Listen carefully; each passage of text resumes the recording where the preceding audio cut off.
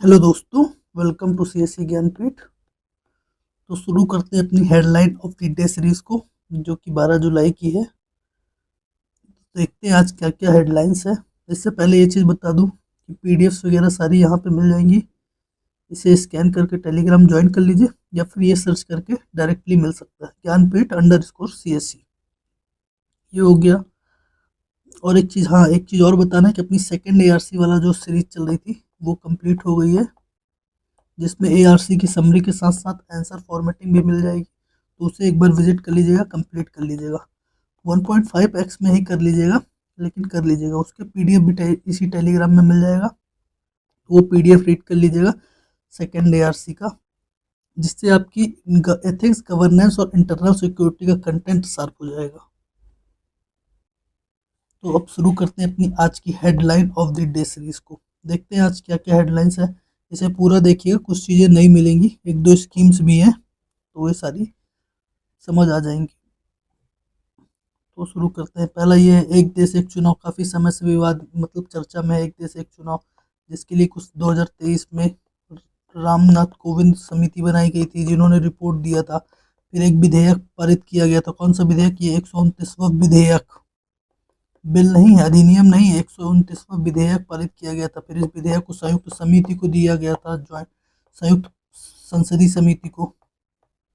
ये सब हमने पढ़ लिया है, पहले पहले की न्यूज है। तो अब इस क्या घटनाक्रम हुआ है कि जो संयुक्त समिति को संयुक्त समिति में जो विधेयक की चर्चा हो रही थी, उसमें जस्टिस डीवाई चंद्रचूड़ और जस्टिस रंजन गगोई जी से सिफारिश मांगी गई थी। मतलब वो लोग सिफारिश देने आए थे इस समिति में। तो इन्होंने क्या क्या सिफारिश की है? डी वाई, ये लिखा डॉक्टर डी वाई, वो sorry, justice D Y Chandrachud और जस्टिस रंजन गोगोई दोनों आए। तो दोनों एक चीज में तो सहमत है कि ये संविधान, ये मूल ढांचे का तो उल्लंघन नहीं करता है।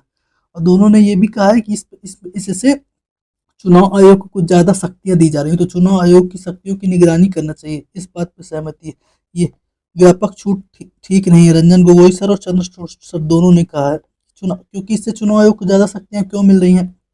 क्योंकि जैसे लोकसभा का चुनाव है 2000, मान लीजिए 29 में, 2029 में बहुत सारे इलेक्शन के, बहुत सारे विधानसभाओं का चुनाव हो चुका होगा 2029 के पहले, या 2029 के पहले होना होगा, दो सॉरी 2029 के बाद होना होगा। वो चुनाव को मर्ज करना होगा, तब तो एक राष्ट्र एक चुनाव हो पाएगा। तो इसमें चुनाव आयोग की भूमिका बढ़ जाएगी कि चुनाव को कैसे कैंसिल, मतलब जो हो चुके हैं या जो होने वाले हैं उनको कैसे चुनाव को वो कैंसिल किया जाए। तो इसमें चुनाव आयोग की भूमिका बढ़ जाएगी। तो इस विषय में थोड़ा सा चर्चा हुई कि चुनाव आयोग को इतनी ज़्यादा शक्तियाँ नहीं देनी चाहिए, और शक्तियाँ देनी चाहिए तो उस पर निगरानी होनी चाहिए। यहाँ पे लिखा हुआ, इसमें लिखा हुआ है कि निगरानी तंत्र होना चाहिए, चुनाव आयोग संचालन, चुनाव के संचालन पर निगरानी तंत्र होना चाहिए। तो ये इस विषय में है। ये बहुत ज़्यादा वो नहीं है, लेकिन एक बार इनकी सिफारिशें देख लीजिएगा, ये हेड हाईलाइटेड पॉइंट में है, तो इससे हो जाएगा कम। और एक चीज़ यहाँ पे ये भी बता दूं कि ये एक राष्ट्र एक चुनाव के ऊपर 2024 में मेंस में क्वेश्चन आ चुका है। मेंस का PYQ भी है ना? तो उसे एक बार ये पढ़ने के बाद वो PYQ विजिट कर लीजिएगा मेंस का। अब आते हैं वैध मतदाताओं की पहचान और पहचान का अभियान। ये तो बहुत समय से चल ही रहा है वैध मतदाताओं का। बिहार में जब इलेक्शन कमीशन ने कहा है ना कि बिहार की मतदाता सूची को फिर से पुनः पुनः परीक्षण करेंगे, तो फिर विपक्ष ने आरोप लगाया। फिर कल सुप्रीम कोर्ट का मामला था, जिसे हमने कल इसी सीरीज में बताया भी है। तो ये उसी के क्रम में कि सुप्रीम कोर्ट ने क्या क्या कहा, ये आज कल वाला ही आर्टिकल का है समरी, मतलब उसका थोड़ा विस्तृत रूप है। कि उससे, जैसे सुप्रीम कोर्ट ने कहा था ना कि, जैसे हमने कल बताया था कि आधार कार्ड, राशन कार्ड और मतदान कार्ड, जो मतदाता सूची का कार्ड होता है मतदाता, तो वो तीनों कार्ड को शामिल करना चाहिए। सुप्रीम कोर्ट ने कल सलाह दी, तो वो तीनों शामिल क्यों करना चाहिए वो यहाँ पे बताया गया। क्योंकि आधार कार्ड से बैंक अकाउंट खुलता है, आधार कार्ड से सब चीज़ होता है, ये सारी चीज़ें बताई गई हैं। राशन कार्ड, आधार कार्ड क्यों शामिल करना चाहिए? ये यहाँ पे आधार कार्ड, राशन कार्ड जैसे दस्तावेज को शामिल करना चाहिए, क्योंकि उन करोड़ लोग, आम लोगों के पास है। लेकिन चुनाव आयोग ने अभी इस पर कुछ कहा नहीं। हाँ, मेरे हिसाब से चुनाव आयोग का तर्क क्या होगा कि आधार कार्ड शामिल करना नहीं, इसलिए नहीं शामिल करना चाहिए क्योंकि आधार कार्ड नागरिकता का प्रमाण पत्र नहीं है। इसलिए चुनाव आयोग ने शायद शामिल नहीं किया होगा। देखते हैं चुनाव आयोग का क्या बयान आता है। बाकी अभी चुनाव आयोग ने कुछ नहीं बोला। देखते हैं अब। बाकी ये सुप्रीम कोर्ट के जजमेंट के ऊपर है कि सुप्रीम कोर्ट ने क्या कहा है। ये कल हमने देख ही लिया था। ये क्या है किसान, ये वही वही बात है कि पुनः परीक्षण क्यों होना चाहिए, क्योंकि जब ये डेमोग्राफी बदल रही है, क्यों बदल रही है, प्रवासी बहुत आ रहे हैं, रोहिंग्या वहाँ से, बांग्लादेश से, तो उस चीज़ के ऊपर ये तो कल पढ़ा भी था बहुत हद तक। ये हाईलाइटेड पॉइंट देख लीजिएगा। ये तो एक, ये दोनों न्यूज़ जो है वो एक केस स्टडी है। ये केवल आंसर में कहीं पे लिखने को यूज आ सकता है। बस ये याद रखिएगा, जियो सेल्फ तकनीक, ये कभी प्रीलिम्स में पूछ सकता है। जो वन लाइनर क्वेश्चन नहीं होते हैं कि किसी वर्ड का नाम दे दिया इन्वर्टेड कॉमा में, फिर उसका मतलब क्या होता है, तो ये पूछ सकता है। जियो सेल तकनीक, ये क्या होता है? जियो सेल तकनीक अनुपयोगी प्लास्टिक से सड़क बनाने की तकनीक है। बस ये याद रखना है, जियो सेल तकनीक अनुपयोगी प्लास्टिक से सड़क बनाने की तकनीक है। तो ये इससे इसका क्या फ़ायदा है, जब कभी प्लास्टिक प्रदूषण में लिखना हो तो ये तकनीक का जिक्र कर देना। इन्वायरमेंट में प्लास्टिक प्रदूषण के ऊपर क्वेश्चन आते हैं, प्रदूषण के ऊपर मेंस में। तो जब प्लास्टिक प्रदूषण में लिखना हो तो ये तकनीक का नाम जिक्र कर देना। इससे जो ये अनुपयोगी प्लास्टिक जियोसेल परत एवं प्लास्टिक सीट तैयार करने से खर्च कम से कम 25% तक बचत हो जाएगी। भारत में मुख्य पेट्रोलियम प्रबंधक ऐसा कह रहे हैं। लैंडफिल पर फेंकी गई प्लास्टिक के रिसाइकिल नहीं किया जा सकता, लेकिन उस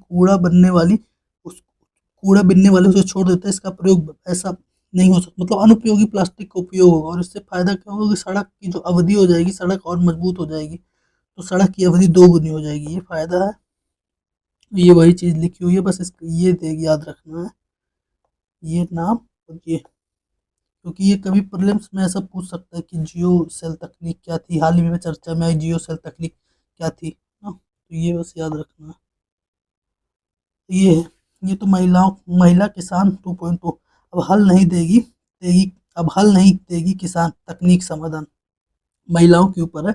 महिलाओं के लिए उत्तर प्रदेश में क्या क्या हो, ये केस स्टडी है कि महिलाओं ने कैसे कैसे किया। इसमें दो तीन महिलाओं के बारे में बताया है, ये लिखा है। स्वामी प्रेमलता, संध्या गुप्ता, रागिनी, ये तीनों के बारे में बताया था। इसको कभी आप किसी भी मेंस में, एग्रीकल्चर में या ऐसे में आप केस स्टडी के रूप में से लिख सकते हैं। या जब एथिक्स में केस स्टडी लिखे तो इनका एग्जाम्पल लिख सकते हैं।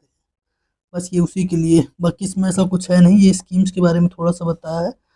महिला किसान सशक्तिकरण परियोजना, प्रधानमंत्री किसान सिंचाई योजना, प्रधानमंत्री जो कृषि यंत्र अनुदान योजना, राष्ट्रीय पशुधन मिशन, और ये एग्रीकल्चर टेक्नोलॉजी मैनेजमेंट एजेंसी, इनके बारे में बताया। कृषि में महिलाओं की वर्तमान स्थिति बढ़ रही है। इसमें बताया कि लगभग जो जितनी भी महिलाएं काम करती हैं उसमें से 80% महिलाएं कृषि में काम करती है, और उनमें से 48% महिलाएं स्वनियोजित, 33% महिलाएं मजदूरों के रूप में काम करती हैं। ये यहाँ पे डेटा है थोड़ा सा, तो इसे डेटा को याद रखना है। बाकी ये केस स्टडी ऐसे वगैरह में काम आ जाएगी, मतलब एग्रीकल्चर में भी लिखने में काम आ जाएगी, जब पेपर 3 का एग्रीकल्चर लिखेंगे। अब ये इलेक्ट्रिक ट्रक की खरीद पर मिलेगी सब्सिडी। पीएम ई ड्राइव योजना चर्चा में, जिसमें 56,000 ट्रकों पर सब्सिडी की बात कही गई है। ये किसकी पीएम ई ड्राइव कौन से मंत्रालय की योजना? ये भारी उद्योग मंत्रालय की। बस इसमें यही याद रखना है। बाकी तो ये डेट ऑफ तूने काम किया नहीं, इतना पैसा मिलेगा, जो पहले आएगा पहले आओ पहले पाओ की रणनीति से मिलेगा। मैन्युफैक्चरिंग कंपनी, इलेक्ट्रिक वाहनों को बढ़ावा देना जिससे कार्बन उत्सर्जन कम हो सकेगा। वैसे तो इलेक्ट्रिक ट्रक जो होंगे वो जीरो प्रदूषण करेंगे, लेकिन उसकी उनकी बैटरी चार्ज करने के लिए जो बिजली उपयोग होगी वो उससे थोड़ा बहुत कार्बन उत्सर्जन होगा। तो ये बताइए कि उससे कार्बन उत्सर्जन कम हो जाएगा।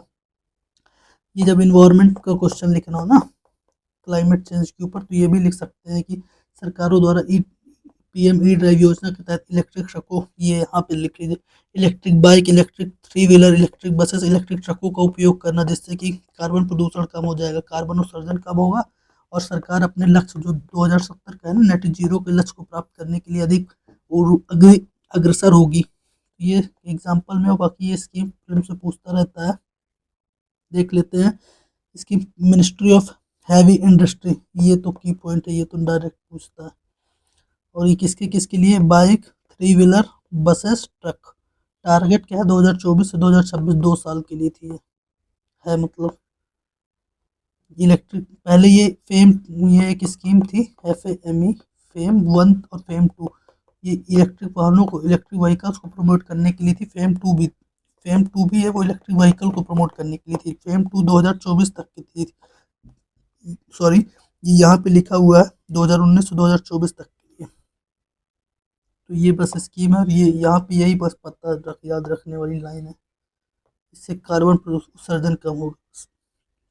अब ये मतलब इसको उतना ज़्यादा तो नहीं पढ़ना है, लेकिन बस ये याद रखना है कि urban urban moist bill Maharashtra में लाया गया।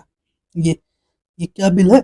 Maharashtra special public security bill. क्यों लाया गया है? क्योंकि इसमें यहाँ पे बताया गया है कि जो नक्सलवाद है अब गाँव में और पिछड़े इलाकों बस में नहीं रह गया, अब नक्सलवाद शहरी इलाकों तक पहुंच गया है। शहरों को भी तबाह, पढ़े लिखो तक नक्सलवाद पहुंच रहा है। इसके लिए महाराष्ट्र ने ये बिल लाया है, Maharashtra special public security bill. इसमें ये चीज़, इसमें कुछ कुछ प्रावधान है, ये इतने इम्पोर्टेंट नहीं है। बस इतना याद रखना है कि नक्सलवाद बढ़ रहा है, महाराष्ट्र ने बिल भी लाया है, ये इंटरनल सिक्योरिटी में काम आ जाएगा। बस इंटरनल सिक्योरिटी में एग्जाम्पल ही तो लिखना है कि नक्सलवाद के लिए सरकारें क्या क्या प्रयास कर रही हैं। तो एक एग्जाम्पल ये लिख देना है कि महाराष्ट्र पब्लिक से वो Maharashtra special public security bill लाया गया है, जिसमें शहरी नक्सलवाद को रोकने के लिए।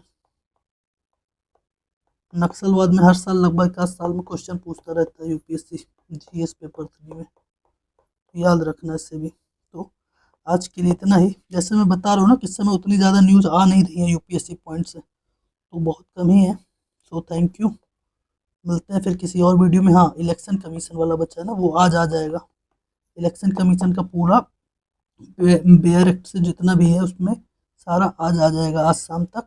क्योंकि अपनी सेकेंड ARC वाला लेक्चर कंप्लीट हो गया, तो उसी उसी टाइम पे आज इलेक्शन कमीशन का एक आ जाएगा। तो मिलते हैं। टेलीग्राम ज्वाइन कर लीजिएगा, इसी में सारे अपडेट्स वगैरह मिलते रहते हैं, PDF। धन्यवाद। तो सो अगेन थैंक यू। अगर चीज़ें पसंद आ रही हो तो लाइक शेयर सब्सक्राइब।